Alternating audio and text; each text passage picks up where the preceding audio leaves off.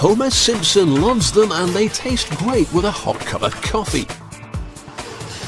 There's a wide variety available, but what goes into making them? They start out in a factory like this one. The first ingredient is the yeast. This helps the dough to rise and gives the ring its light fluffy texture. The yeast works faster if conditions are warm, but if it's too warm, the yeast cells will die.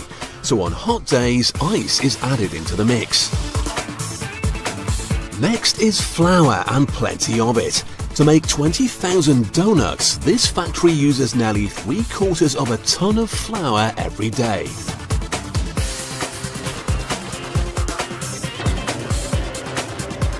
Now, you may not know this, but donut chefs also have to be amateur weather forecasters.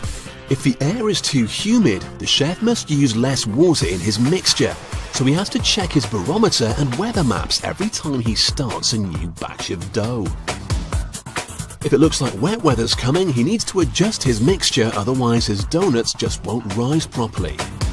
Once he's satisfied he's got the right recipe for the conditions, it's time to turn out another batch of fresh donuts. This one mix will be enough to make 750 fresh rings. This chef's job is to divide the mix and beat out any unwanted air bubbles.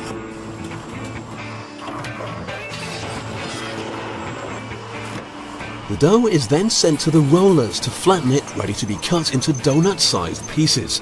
It needs a few passes to get it just right.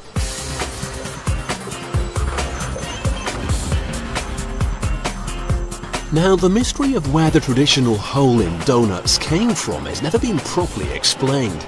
However, the most popular story is that a baker's apprentice didn't like the cakes his mum cooked for him because they were often raw in the middle. She started putting nuts in, but he also took these out. So dough with nuts, which were removed, became donuts with a hole in the middle.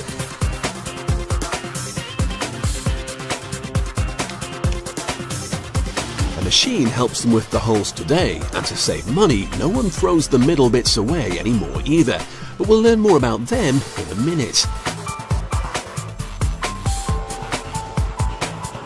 The donuts are now laid out on a board and sent to a warm cupboard for 50 minutes, where the yeast can get to work and help the dough to rise.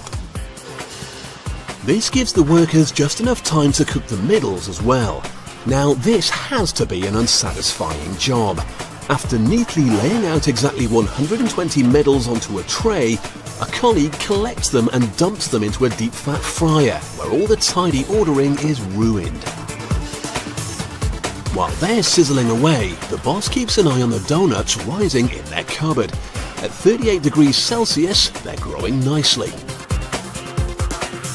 Back to the middles. They've crisped nicely in a bath of hot soya oil at 190 degrees Celsius. They're then removed and coated in a thick sticky layer of icing sugar and sold as individual donut bites. Now it's the turn of the donuts. They also have to take their turn in the hot oil bath. Enough to cook one side, then they're flipped over and the other side is cooked to perfection.